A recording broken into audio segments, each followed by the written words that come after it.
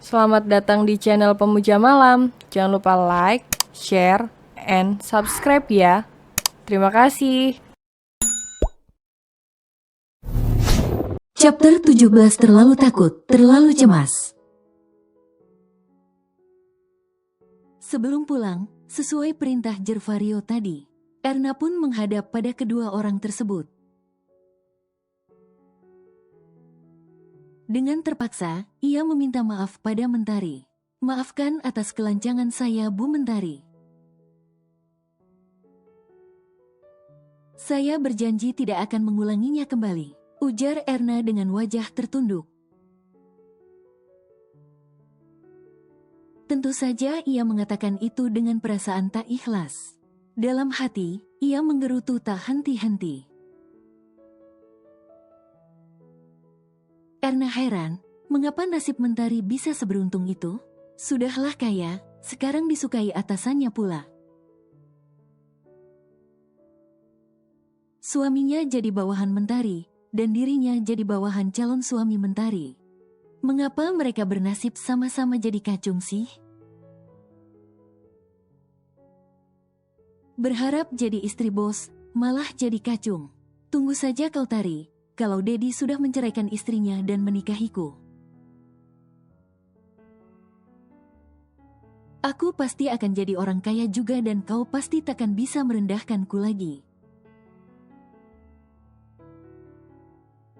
Erna, oh Erna, padahal Mentari tak pernah sekalipun merendahkan dirimu. Tapi rasa irimu saja yang selalu membuatmu berpikir buruk pada Mentari. Bahkan saat kau mengambil suaminya saja, Mentari dengan ikhlas melepaskan suaminya untukmu. Kurang apalagi Mentari padamu, sisi batin Erna berbicara, tapi ia tepis pikiran tersebut. Dalam benaknya, Mentari tetap saja salah. Ia sengaja ingin menyombongkan diri padanya. Dan Erna benci itu. Sudah, tidak apa, silahkan kembali ke tempatmu. Ujar Mentari tak mau terlalu berlama-lama berbicara dengan Erna. Namun, dalam hati, Mentari dapat melihat kalau Erna sebenarnya tidaklah tulus. Ia yakin, dalam hati Erna tak henti-hentinya menggerutu kesal karena harus meminta maaf padanya. Ia sengaja melakukan itu agar Erna sadar tempatnya itu ada di mana. Dan ia bukanlah apa-apa bagi dirinya. Ia juga ingin menunjukkan kalau kehilangan Sandi tak berarti apa-apa baginya. Ia masih bisa bangkit dan berdiri dengan kedua kakinya. Bahkan hidupnya jauh lebih baik setelah lepas dari para benalu di rumah tangganya dahulu. Diam-diam, Mentari menyeringai. Ia jadi membayangkan bagaimana kalau mantan mertuanya tahu. Kalau menantu kesayangannya itu telah membohonginya dengan mengaku bekerja sebagai manajer di JVS. Pasti sangat menyenangkan pikirnya, Ontiri. Pekik asa sambil berlarian mendekati Mentari. Saat Mentari masuk ke dalam rumah orang tua Jeanara dan Gervario. Gervario masih tinggal di rumah orang tuanya. Tentu hal itu ada alasannya. Apalagi kalau bukan agar ada yang menjaga putri sematawayangnya, Ashadifa. Dahulu Gervario memang memiliki rumah sendiri. Tapi setelah bercerai, rumah penuh kenangan itu ia jual. Namun ia masih memiliki apartemen yang kerap ia gunakan untuk beristirahat. Apartemen itu telah ia miliki sejak ia masih membujang. Mentari pun merentangkan tangannya untuk menyambut asa yang sepertinya ingin dipeluk. Asanya Onti makin cantik aja sih, ucap Mentari seraya menciumi pipi Asa. Onti juga makin cantik, sahut Asa sambil melingkarkan tangannya di leher Mentari. Dan menempelkan kepalanya di bagian dada dengan manja. Cek mentang ada Onti Riri, papi jadi dicuekin. Jervario berdecak sambil memasang wajah cemberut membuat Asa terkikik geli. Loh, Jer, kok udah pulang nak, dan ini? Ini Onti Riri Oma, kata Onti Jea, Onti Riri ini akan jadi mami Asa. Celetuk Asa membuat Mentari membulatkan matanya dengan mulut menganga. Sedangkan Jervario sudah mengulum senyum sambil membuang wajahnya. Oh, jadi ini Onti Riri, sahabat Onti Jea itu. Selamat datang di gubuk Mama, nak. Silahkan masuk. Kalian datang berdua ya? Cerocos Nanda membuat Mentari terbengong ria di tempatnya. Gubuk, Mama. Beo Mentari dalam hati. Iya Tan. Mama, potong Nanda cepat membuat Mentari meringis. Iya, Ma, kamu datang barengan. Jervanya sakit jadi minta anterin pulang. Ucap Mentari membuat Nanda segera mengalihkan pandangannya pada sang putra. Kamu sakit, nak? Ya Allah, sudah minum obat? Tanya Nanda khawatir. Ia lantas memegang dahi Jervario yang memang cukup hangat.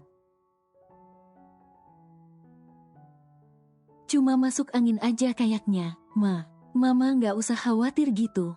Tadi juga Jerva udah minum obat kok dibantu calon menantu Mama. Ucap Jervario sambil mengerling jahil ke arah Mentari. Membuat Mentari diam-diam menginjak kaki Jervario kesal.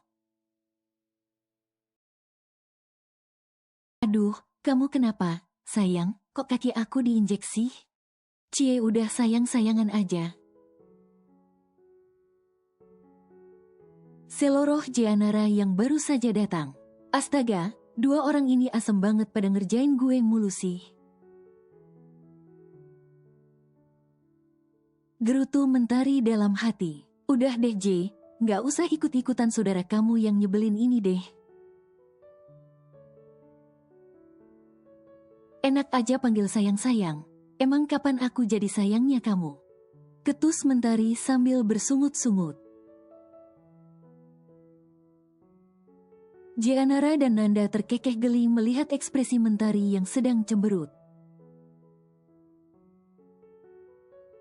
Wah, aku kirain kamu udah berhasil, Fa. Tahunya belum toh. Wah, padahal Mama udah seneng banget loh. Pas dengar Jerva sebut kamu calon menantu Mama, tapi ternyata belum toh. Tapi masih ada peluang kan? Goda Nanda membuat Mentari gelisah di tempatnya. Tuh, Mama udah open banget sama kamu. Apalagi yang mesti kamu raguin sih, Ri? Kata kamu kan pingin disayang-sayang sama Mama. Mama udah terima kamu jadi calon menantu tuh, benar kan, Ma? Iya, kalau kalian emang serius, Mama bakal seneng banget. Apalagi nama kamu itu udah gak asing lagi di rumah ini. Sampai-sampai ART pun udah hafal sama siapa itu Riri alias Mentari. Ucap Nanda membuat dahi Mentari berkerut. Lalu mengalihkan pandangannya pada Jeanara yang pura-pura sibuk dengan bayinya. Dan Jervario yang juga pura-pura bercanda dengan Asa membuat Mentari kesal. Lalu diam-diam ia mengulurkan tangannya mencubit pinggang Jervario. Membuat laki-laki itu mengerang dan menyipitkan matanya ke arah Mentari.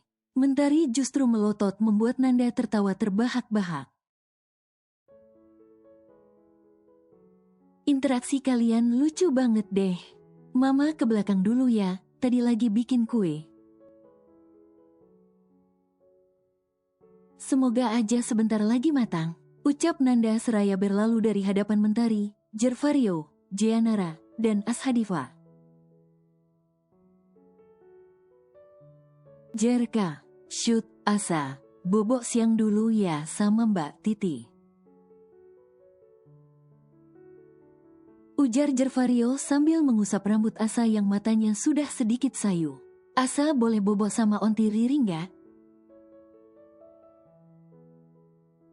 Celetuk Ashadiva membuat Jervario melirik ke arah Mentari yang justru kini menggaruk pelipisnya. Ya udah, ayo. Kamar Asa ada di mana? Mentari membawa Asa ke dalam gendongannya. Hatinya menghangat. Sudah lama ia berharap memiliki seorang buah hati, tapi tak kunjung diberi. Ia juga tidak pernah berinteraksi dengan anak kecil dan Asa adalah yang pertama. Ia pernah menggendong anak Galih, tapi hanya sekedar menggendong karena usianya yang masih terlalu kecil. Di sana onti, tunjuk Asa pada kamar yang ada di lantai 2. Ri, kamu nggak apa-apa? Tanya Jervario. Maksudnya, itu, kamu nggak apa-apa temenin Asa, kalau kamu. Aku nggak apa-apa kok, Asa lucu dan menggemaskan, aku suka, ucap Mentari dengan mata berbinar. Jeanara tersenyum melihatnya, dapat ia lihat, binar bahagia di mata Mentari karena bisa merasakan bagaimana jadi seorang ibu. Meskipun hanya sekedar menemani Asa tidur. Jerva, kamu udah benar-benar tertarik sama Riri? Kalau kamu cuma buat dia jadi pelarian, please jangan. Kasihan dia, udah cukup kesedihan yang ia lalui selama ini. Aku gak mau lihat sahabat aku sedih lagi. Meskipun ia berusaha menyembunyikan kesedihannya. Tapi aku tahu, perselingkuhan dan perceraian yang ia alami, benar-benar menghancurkannya. Aku takut dia benar-benar hancur dan tak bisa bangkit lagi. Bila sekali lagi ia merasakan parah hati. Tutur Jeanara sambil menatap ke atas, di mana punggung Mentari menghilang. Apa aku terlihat sedang bermain-main? Ucap Jervario datar sambil menatap ke arah yang sama, di mana Mentari menghilang masuk ke kamar Asa. Aku bukanlah tipe laki-laki yang mendekati perempuan sebagai pelarian. Aku serius tertarik dengan dia. Meskipun aku belum tahu apakah aku sudah jatuh cinta padanya, tapi aku yakin, aku benar-benar menginginkannya, jadi tolong jangan ragukan aku. Tolong dukung aku untuk mendapatkannya. Aku pun tahu kesedihannya selama ini dan aku tidak pernah berpikir ingin membuatnya terluka. Selain itu, aku yakin hanya dia yang pantas jadi ibu untuk anakku. Dan dia butuh kami untuk pelepas laranya. Mohon bantu aku, yakinkan dia agar mau membuka hatinya untukku.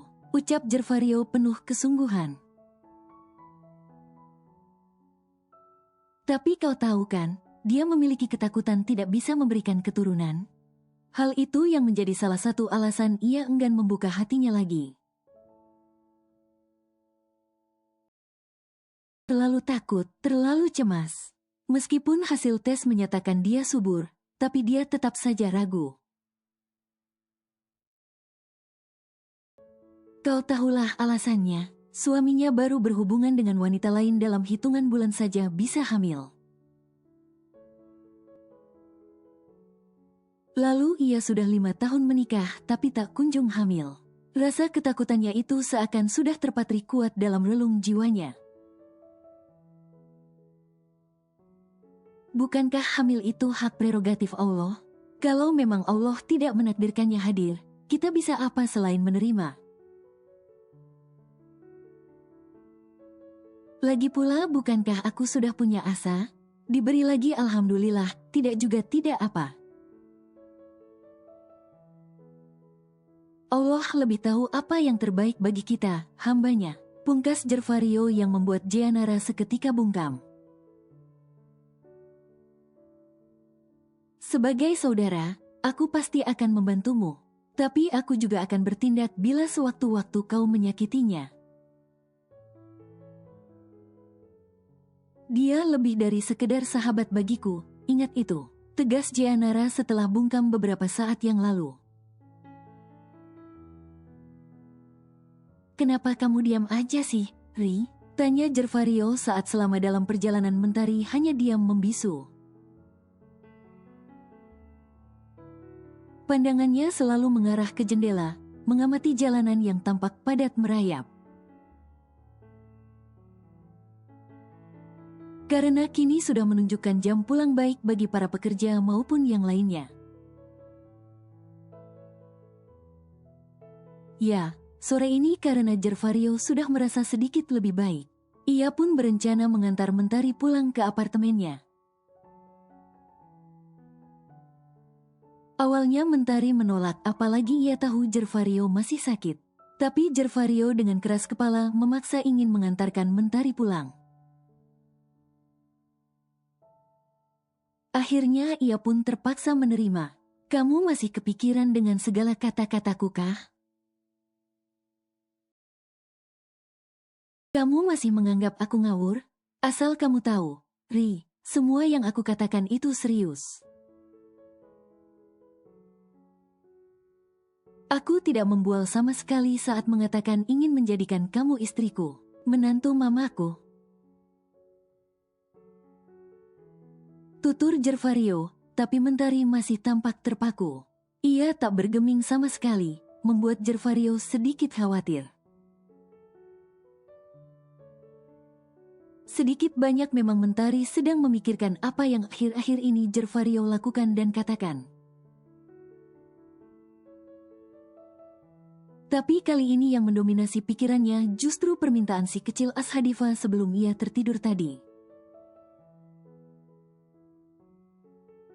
Onti sayang gak sama Asa? Celetuk Ashadifa tiba-tiba saja.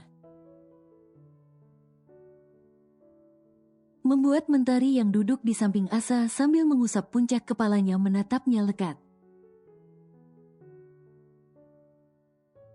Sayang dong, kalau nggak sayang, mana mau Onti temenin Asa bobo? Tutur Mentari menjawab dengan jujur. Benarkah?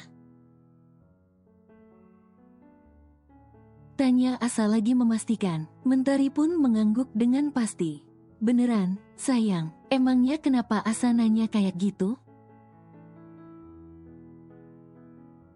Tanya Mentari heran. Kalau memang Onti sayang sama Asa, Onti mau nggak jadi mami Asa? Asa pingin Onti jadi mami Asa. Asa pingin punya mami, Onti, tapi Asa maunya Onti, bukan yang lain. Ujar Ashadifa penuh harap, membuat Mentari sedikit terhenyak dengan pertanyaan. Sekaligus pernyataan dari bibir mungil Ashadifa. Kenapa harus Onti, emang mami Asa kemana? Sebenarnya ia tak ingin menanyakan ini, tapi ia pun penasaran. Jeanara tidak pernah menceritakan tentang ibu Asa sedikit pun. Ia tahu, mereka telah bercerai. Karena apa, ia juga tak tahu. Dan selama ini, apakah Asa masih berkomunikasi dengan ibunya atau tidak? Momi pergi jauh, Onti. Pergi jauh? Iya, Momi cuma suka telepon aja, tapi nggak pernah temenin Asa. Ujar Ashadifa dengan raut sendunya. Onti mau kan jadi mami Asa? Onti kan sayang sama Asa sama kayak Asa sayang Onti. Jadi Onti mau kan jadi mami Asa, papi juga sayang Onti kok. Mentari tersenyum mendengarnya kalimat terakhir yang Asa ucapkan. Dari mana pula gadis sekecil ini tahu kalau ayahnya sayang pada dirinya? Iya kah? Emang siapa yang bilang? Papi sendiri. Papi kan nanya, Asa pingin punya mami nggak? Asa jawab mau. Terus papi tanya lagi kayak siapa? Asa jawab lagi kayak Onti Riri, terus papi senyum-senyum gitu. Terus papi tanya lagi, emang Asa sayang sama Onti? Asa jawab dong, sayang. Terus lagi kata papi sama dong kayak papi juga sayang sama Onti. Tutur Asa bercerita dengan begitu antusias membuat Mentari terperangah mendengarnya. Kan Asa sama papi sama-sama sayang sama Onti. Onti mau kan jadi mami Asa? Mau ya, Onti, please. Riri. Apa? Kak kamu bicara sama aku, Jer, sahut Mentari gelagapan. Ia benar-benar tidak mendengar apa yang dikatakan Jervario barusan. Angannya justru melambung mengingat percakapannya dengan Ashadifa tadi. Setiap perkataan Ashadifa tadi kini terngiang-ngiang di benaknya. Apa benar laki-laki yang berada di sampingnya ini menyayanginya? Kamu ngelamunin apa sih? Tanya Jervario benar-benar penasaran. Ia bahkan sampai menepikan mobilnya di tempat yang cukup sepi membuat Mentari kebingungan. Kenapa mobil kamu berhenti di sini? Tanya Mentari sedikit gelagapan. Jervario menghembuskan nafasnya sedikit kasar, lalu melirik perempuan yang duduk di sampingnya itu. Jervario melepaskan seatbelt yang melingkari tubuhnya, kemudian sedikit memutar tubuh agar bisa berhadapan dengan Mentari. Kamu mau apa, Ri? Kamu kenapa sih? Kok dari tadi kayak bengong, gelisah, melamun? Apa yang mengganggu pikiran kamu? Apa itu karena kata-kataku yang selalu kamu anggap ngawur itu? Cecar Jervario, tapi Mentari hanya terdiam, bingung harus menjawab apa. Lalu Jervario mencondongkan tubuhnya ke depan, membuat Mentari refleks memundurkan tubuhnya hingga membentur pintu mobil. Jer, kamu mau? Aku hanya ingin melepaskan seat beltmu, biar kita bisa bicara dengan leluasa. Potong Jervario sambil meraih seat belt di tubuh Mentari dan melepaskannya. Tapi kenapa mesti ngomong di sini? Kayak nggak ada tempat lain aja. Protes Mentari bersungut-sungut, tapi ia membiarkan apa yang ingin dilakukan Jervario. Aku itu tipe laki-laki yang malas menunda-nunda pekerjaan termasuk menyelesaikan masalah kita. Emangnya kita ada masalah? Ada. Apa? Masalah setiap kata-kataku yang tak pernah kamu anggap. Justru kamu anggap semua itu ngawur. Mentari lagi-lagi bungkam. Ia tidak tahu harus menjawab apa. Kenapa diam? Mentari masih tak bergeming. Apa sesulit itu untuk mempercayai segala ucapanku? Sangat sulit. Kau tahu kan apa alasannya? Tapi Ri, semua yang aku katakan itu sungguh-sungguh. Aku benar-benar berharap kau mau menjadi istriku, pendamping hidupku. Tapi aku tidak. Kenapa? Coba jelaskan alasannya. Pinta Jervario. Mentari menarik nafas dalam-dalam kemudian menghembuskannya. Ia menatap lekat netra Jervario yang juga sudah menatapnya hangat. Jer, aku yakin kamu pasti tahu alasan perceraianku.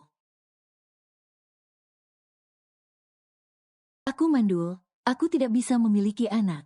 Dan aku, bukanlah wanita yang sempurna yang pantas menjadi istrimu.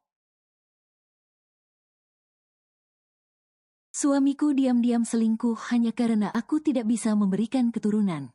Dan aku tidak ingin kejadian tersebut terulang kembali. Aku tidak ingin kembali hancur, kembali patah hati, dan kembali bercerai. Karena itu, aku memilih sendiri. Tak ingin menjalin hubungan ataupun komitmen dengan siapapun. Aku hanya ingin melindungi diriku, Jer. Mungkin bila kejadian serupa terjadi kembali, aku bisa benar-benar mati, Jer. Aku akan benar-benar hancur dan tak mampu bangkit kembali. Ujarnya dengan sedikit terbata, nafasnya tercekat. Bayang-bayang masa lalu melintas di benaknya. Cintanya pada Sandi memang telah mati. Tapi rasa sakit itu masih meraja di hati dan jiwanya. Sesakit itu memang luka yang mantan suaminya itu torehkan. Hingga untuk menarik nafas saja, rasanya sesak. Jervario paham apa yang dirasakan Mentari. Ia lantas menggenggam tangan Mentari dan mengecupnya. Membuat mata Mentari yang basah mengerjap karena apa yang barusan Jervario lakukan. Ri, percayalah, aku tidak mempermasalahkan itu. Aku terima segala kelebihan dan kekuranganmu. Lagi pula, bukankah kita sudah memiliki Asa? Asa akan jadi anakmu juga, bukankah itu menyenangkan? Syukur-syukur Allah memberikan mukjizat dan kau bisa mengandung anak kita. Tapi bila pun tidak, kita sudah memiliki Asa. Kita syukuri saja apa yang telah Allah beri. Aku takkan menuntutmu untuk memberikanku anak. Seperti yang dilakukan mantan suamimu dan keluarganya selama ini. Turut Jervario. Mentari menatap lekat netra Jervario. Ia pandang dengan seksama netra itu untuk mencari kebohongan dalam setiap tutur katanya. Namun, yang Mentari lihat hanyalah kesungguhan. Jervario terlihat begitu serius dalam menyampaikan segala yang menjadi beban dalam hati dan jiwanya. Apa yang kau katakan tadi serius? Aku tidak pernah seserius ini dalam mengharapkan sesuatu. Mentari kembali diam, netranya masih terpaku pada sosok di hadapannya ini. Mengapa kau ingin menjadikanku istrimu? Apakah kau mencintaiku? Diam. Jervario sejenak terdiam kemudian ia menghela nafasnya pelan. Jujur, aku belum yakin dengan perasaanku, sudah ada cinta atau belum. Tapi satu yang pasti, aku menyayangimu. Dan aku ingin menjadi pelindungmu, sekaligus pendampingmu.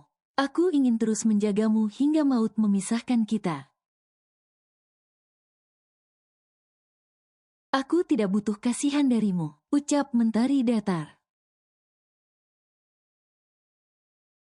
Jervario mengerutkan keningnya, merasa bingung dengan kalimat yang barusan Mentari lontarkan. Dari kalimat yang barusan kau ucapkan, aku dapat menarik kesimpulan kalau kau melakukan ini.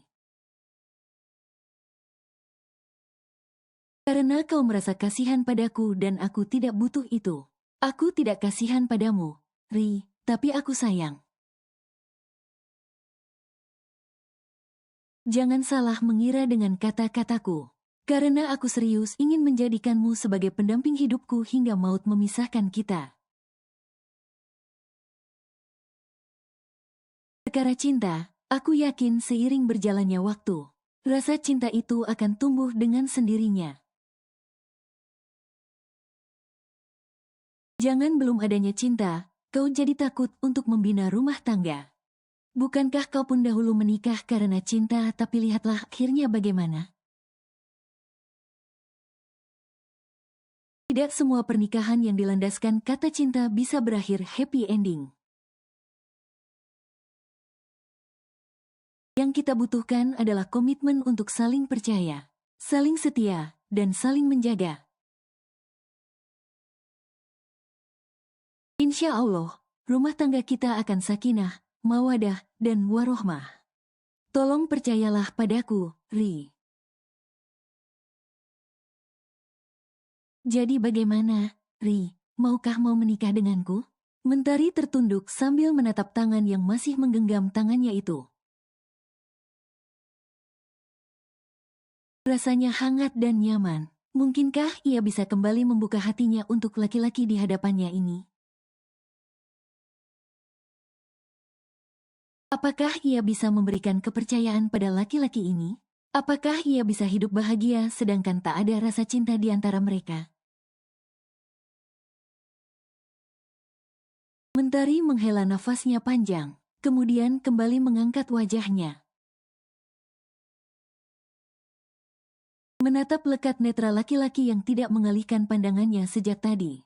Tolong beri aku waktu, aku bingung, aku. Jangan terlalu kau jadikan beban pikiran, sayang. Tidak perlu terburu-buru. Ucap Jervario sambil tersenyum lebar membuat Mentari mendengku selalu mendelik tajam. Aku akan menunggu jawabanmu, tapi tolong jangan lama-lama ya. Ucapnya lagi kemudian segera melepaskan genggaman tangannya. Dan mengacak rambut Mentari sambil terkekeh. Berusaha mencairkan suasana yang sempat menegang. Mentari mengangguk, lalu Jervario kembali mengemudikan mobilnya menuju apartemen Mentari.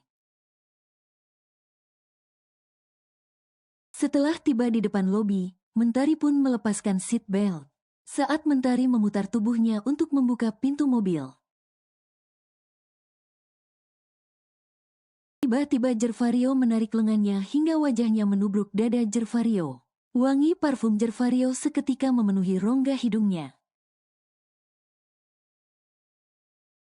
Lalu tanpa mengucapkan sepatah kata pun, Jervario mengecup dahi Mentari dalam dan cukup lama membuat Mentari membeku seketika. Sampai jumpa besok, ucap Jervario sesaat setelah menarik tubuhnya menjauh. Dengan jantung yang berdegup kencang, Mentari pun segera turun. Bahkan tanpa berpamitan lagi membuat Jervario terkekeh geli melihatnya. Seminggu telah berlalu, semenjak Jervario menyatakan isi hati dan keinginan untuk mempersunting dirinya. Tapi Mentari belum juga bisa memberikan keputusan. Bukannya tak ingin memberikan kesempatan atau apalah itu namanya. Tapi yang namanya luka dan trauma itu cukup mengakar di relung jiwanya. Bayang-bayang pengkhianatan membuatnya ragu sekaligus takut untuk melangkah ke depan. Ini bukan tentang pengkhianatan 1 atau 2 hari, 1 atau 2 bulan, 1 atau 2 tahun, tapi lebih dari 5 tahun. Mentari pernah berjuang dan terus bertahan meski prahara menerpa. Pun orang tua dan keluarga mantan suami terus merendahkan dan mencemooh dirinya. Tapi yang ia dapat justru pengkhianatan. Hati siapa yang tak hancur? Tidak mudah kembali merekatkan puing-puing hati yang hancur. Tidak semudah itu, dan tidak semudah itu ia untuk membuka hati. Sedangkan lukanya saja masih terasa basah. Mereka baru bercerai dalam hitungan bulan. Tentu saja luka itu masih terasa sangat basah. Mentari butuh waktu. Meskipun debar-debar itu mulai menyusup relung jiwanya, tapi tidak semudah itu untuknya langsung membuka lebar pintu hati itu. Karena ketakutan akan luka dan kecewa itu masih merajah dan mengakar kuat. Bukannya Mentari ingin terus berkalang sakit. Bukan Mentari ingin terus berkubang dalam duka lara dan kecewa. Tapi mau bagaimana lagi, ini perkara hati. Hati ini milik Sang Pencipta dan hanya Penciptalah yang memiliki kuasa untuk meredam segala duka lara dan kecewa itu.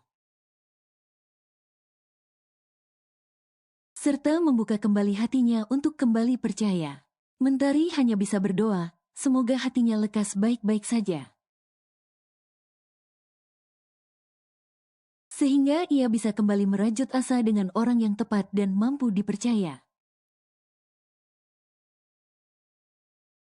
Siang ini Mentari ada pertemuan dengan rekan bisnisnya yang berasal dari Semarang. Mereka lantas melakukan pertemuan di sebuah restoran yang ada di XX Hotel. Pertemuan kali ini ia ditemani Arga dan Belinda. Karena pertemuan ini memang memerlukan Arga sebagai kepala divisi perencanaan dan pengembangan. Terima kasih Pak Malik sudah bersedia bekerja sama dengan kami. Semoga kerjasama kita bisa saling menguntungkan.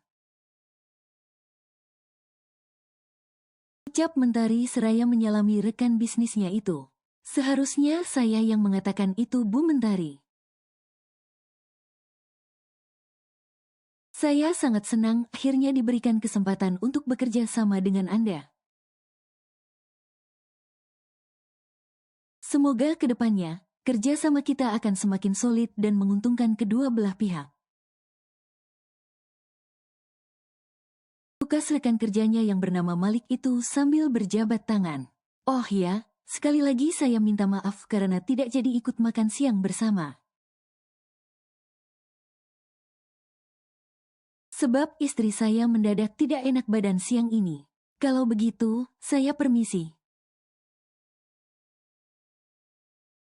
Pamitnya seraya membungkukkan sedikit badannya pada Mentari dan menganggukkan kepalanya pada Arga juga Belinda.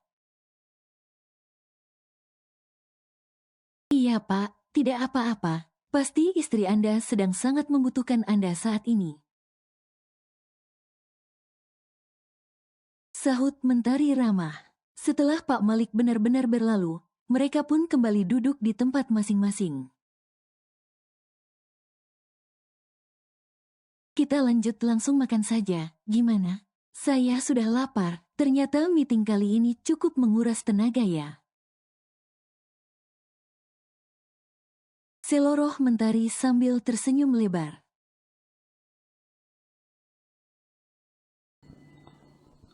Bersambung.